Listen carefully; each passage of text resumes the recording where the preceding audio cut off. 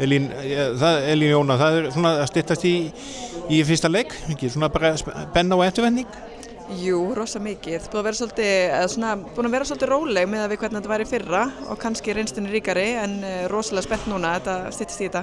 Þú segir að öðruvísi, það er svona, þessar sem hafi gengið gegnum þetta áður, þekki þetta kannski betur hvað þeir eru að fara út í?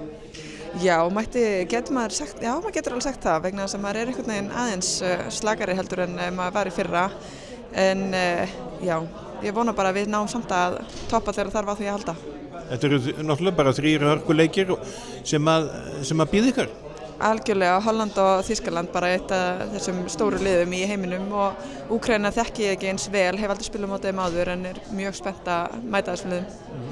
Og svona bara allt gengið vel í undirbúningi og þú í fínu standi? Já, líkaminn er flottur og engi verkir sem komið er og vonandi heldur það þannig í gegnum mótið og já, við erum fit for fight. Og svona bara vonast eftir að verði smá ævintýri úr þessu? Algjörlega, allir leikir byrja 0-0 og við bara vonumst til þess að við getum sýnt hvað við getum og hvað í okkur býr og sem heild þá held ég að þetta getur orðið rosa gott.